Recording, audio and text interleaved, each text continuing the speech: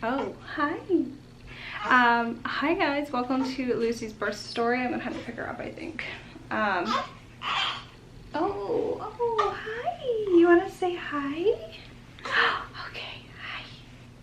Hi. So this is little Lucy. So yeah, this is gonna be her birth story. She's wide awake right now, so you might hear a lot of grunting noises. I just fed her though, so hopefully she's good to go. But okay, so she's gonna be 2 weeks old on Friday. Today is Wednesday, so we're a little bit behind on filming this. I did film it once already last week sometime, but it was like 20 minutes long and I wanted to try and shorten it up. So let's just jump in.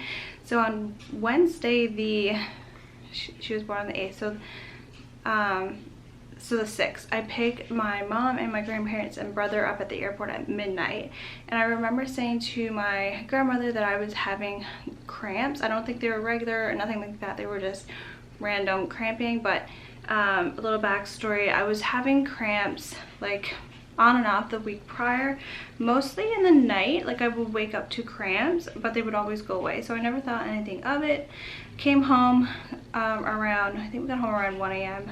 and was in bed by 1:30. And I remember waking a lot that night to cramps. So I didn't sleep much at all. So the next morning, Byron went back to work. And I remember lying in bed that morning and I started timing these cramps. And they were about 10 minutes apart. So I figured that they were contractions, but they were so far apart. Like, I didn't want to get too excited because early labor can last a while. So I got up, went downstairs, and they kind of went away. If I was sat down, they pretty much went away altogether. If I was up moving around, they weren't regular at all. They were from anywhere between 5 to 10 minutes, sometimes 15 minutes apart. But if I sat down, they completely went away. Excuse you. So that was very strange for me.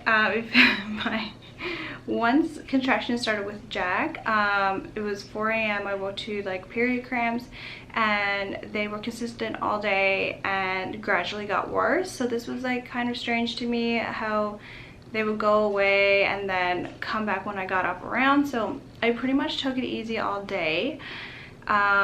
Because it was my family's first day here, so we were kind of just lazing around and Byron was working, so I didn't want to like call him home for nothing.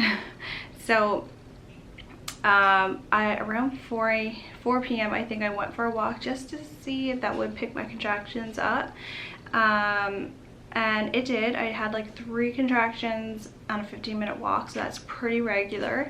And then when I got home, they went away. So I was texting my doula all day, letting her know what was happening. And of course, I told Byron that I was having contractions. And they both just said, like, keep me posted. And then I was asking my doula, like, should I try and pick these contractions up or should I like try and rest, because this can go on for a while and I didn't sleep the night before. And she told me to like try and rest and take it easy. So I got in the tub around, I would say 6:30, maybe even a little bit before, expecting to like take a nice relaxing bath and then maybe go to bed early. But when I got in the tub, things things actually picked up, which I've read before, that to put like hydrotherapy off until like active labor or as long as you can, because it can slow contractions down. So I thought it was funny that it was speeding my contractions up or making them regular, and so I started timing them and they were every 5 minutes apart. So I was in the tub for about an hour. I was in there for a while. Actually, if you follow me on Instagram, I did post, I was like updating that whole day. I saved it to my highlights if you want to go check it out. But yeah, they were every 5 minutes apart. So I got out of the tub around 7:30, maybe 7:45, somewhere around then. And I was just doing a few things. Like I had some pregnancy affirmation cards, and I read a little bit more of my book. I can't remember what it's called now, The Calm Birth Method, I believe, by Susie Ashworth, which is a really good book, by the way. So I was reading a little bit of that, and then I finally went downstairs around 8:30 because my contractions stayed regular, and I told my mom, my mom was downstairs, and I told her, I'm trying to decide if I want to go to the hospital or not. And she was like, if you know me, I'm like, I don't want to go to the hospital until I know for sure that I'm like far along in labor. And I was pretty confused with this time because all day my contractions were so irregular. But at that point they were starting to get a little bit, I don't want to say painful, but they were getting painful. And then also Byron was working all day, so I kind of felt bad him getting home from work and going to the hospital and then getting sent home. Like I just didn't want to go to the hospital and get sent home.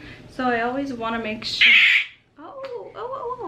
I always want to make sure that I'm good and ready to stay at the hospital, if you know what I mean. So I started timing my contractions, and they were like 3 to 4 minutes apart because I stopped when I got to the tub. I stopped timing them, and then I started timing them again, and they were 3 to 4 minutes apart. So I told my doula that we were going to go to the hospital, and I told Byron when he got home, and he was I think he was pretty surprised. He wasn't expecting it. So he just grabbed something to eat. I came up, finished throwing things in my hospital bag, and we headed to the hospital. I think I had a snack because I was feeling a little bit stomach sick, I think from not eating, because I didn't eat supper that day.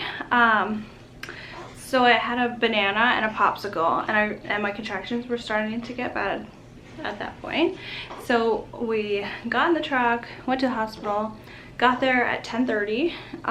My contractions were getting pretty painful. We registered, went upstairs to do my NST test, done that. I remember I took a picture at 11 p.m. I just finished my NST and was about to get checked, so that was 11 p.m.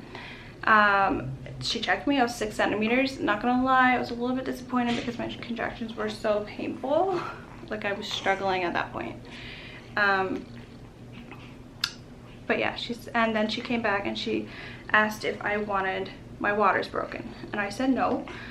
So I got up, got back in the wheelchair because Byron wheeled me up, and we headed to our room. And then we met our doula in the hallway going to our room. So we got there. Okay, this is when it gets really blurry because everything started happening so fast. So we got to our room. It must have been like 11:15, somewhere around there. And I was stood next to the bed. I had a couple of contractions and I did not like it. It was painful. I was having a lot of pain in my hips. I think a lot of that had to do with having SPD or PGB, I think it's called, in pregnancy, which is just a lot of like hip and back pain, like a lot. It was very uncomfortable. So I was just having so much hip pains, like on the side of my hips, every contraction. It was horrible. So my doula asked if I wanted to kneel on the bed. So she lowered the bottom half of the bed and I took a couple contractions there. It was horrible. I think at that point I asked for the gas, and I also said I wanted to get in the shower because that's where I labored with Jack, and I was in there for like 2 hours. And I was struggling, you guys. I'm gonna be honest, I was struggling.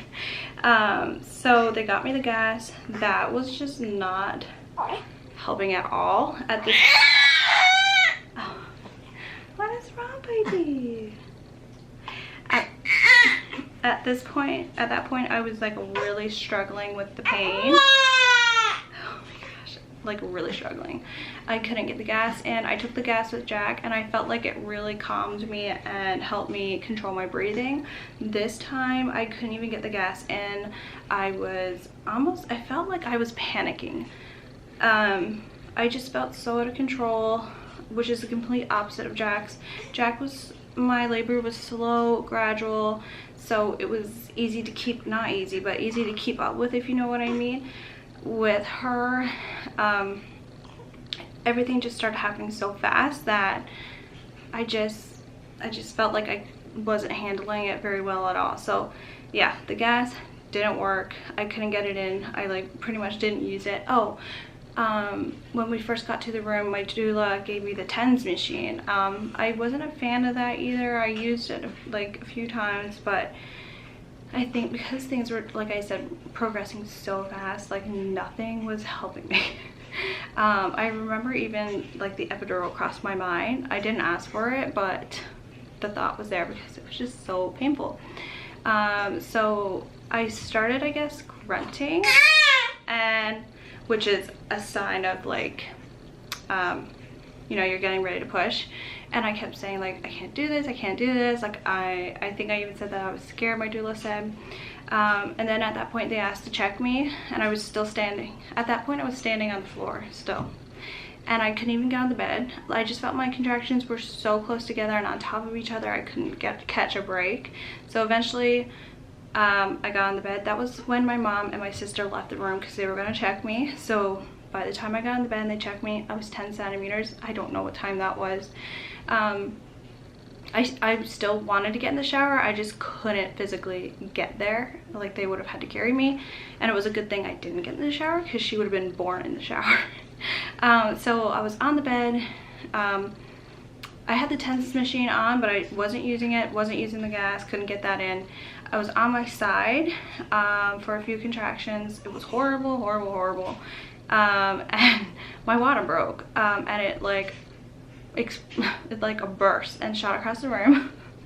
And I remember saying to my doula like, oh my god, it's about to get 100 times worse, because I remember with Jack, when my water broke, my contractions got more painful.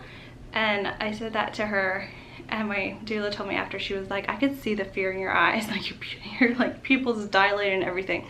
And she basically started crowning when my water broke. So I like flipped over on my back because I was still on my side, and pretty much done 3 pushes, and she was out. Like she came out so fast. And also with Jack, I was like, my labor with Jack, I was like quiet and like under control. This time I pity anybody on that floor. Because I was, and I'm so embarrassed. My doula filmed my birth, and it took me a few days to go back and watch it because I knew that I was like pretty much screaming, and I was like embarrassed to watch it. But I did watch it. I don't know if I'm going to share it because honestly I feel like I just did not handle it well at all, but I'll see. But yeah, my water broke and she pretty much started crowning. And then she came out, and she was born at 12:12 a.m. So I was in my room for like a whole hour, and she was born. I went from 6 centimeters to 10 centimeters in like half an hour, and then she was born. Yeah, I don't know if that's accurate, but that's what I can remember. So that's my birth story. I don't know what was I feel like there's good and bad to both. Like a slow, gradual labor, I mean, it's a long day, but I felt like I handled it a lot better, and it gradually got worse, so it was easier to cope with. When you have a fast labor, especially with no pain meds, it gets intense really, really fast and just very painful. And I had so much pain in my hips, which I didn't have with Jack. Barnes tried pressing my hips, which is what he done like my whole labor with Jack. Once we got to the hospital, I think we were at the hospital for like 4 hours with him, so it's still not bad, and pushed 45 minutes. And then like nothing was helping me, you guys, like nothing. He tried pressing my hips and I was like, no, like don't do that. And then he stopped and I was like, no, like do it. Like I just felt like I just didn't know where to get to, and it was, yeah, it's really hard to explain. But it was over fast, so yeah. So yeah, that's my birth story with her. That night, again, I didn't really sleep much. We done skin to skin. I took a shower. I didn't tear this time. So with Jack, I tore a lot, but he was a sunny side up baby, so I think that's why. And I had tons of stitches. I don't know what degree, but this time I tore a little bit, but not enough for stitches, and I cannot believe the difference in healing. Like with Jack, I was a long time until I felt back to myself. This time it was only a few days and things were feeling great. I'm still trying to take it easy because I don't want to like push my luck, but yeah, like I feel so much better. I still have some like pelvic and like back pain from SPD, so I don't know how long that's gonna take to go away. I hope soon. But yeah, she was 6 pounds 14 ounces and 19 inches long, so she was so little. I remember when I like held her for the first time, I just couldn't believe how tiny she was. I think because like I have a toddler, Jack is 19 months, and he just always seems small to me. He's not very big, he's like 21 pounds. And then just seeing a newborn, it's just like, oh my gosh, you're so tiny.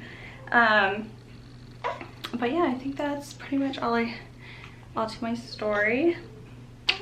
I'm also gonna do like kind of like a blog of what happened, so if I forgot anything, I'll add it to that. And I will try making a like birth vlog for you guys. But yeah, so I'll just give you like one more look at little Lucy. Hi Lucy. She is so perfect. She peeled like Jack, but she's looking good already. And I had her 1 week checkup. She went up to 7 pounds and like 3 ounces, I believe. So yeah, you wanna say bye? Say bye-bye. I love you so much. I love you. Okay, thank you guys so much for watching, and I will see you guys soon. Bye guys.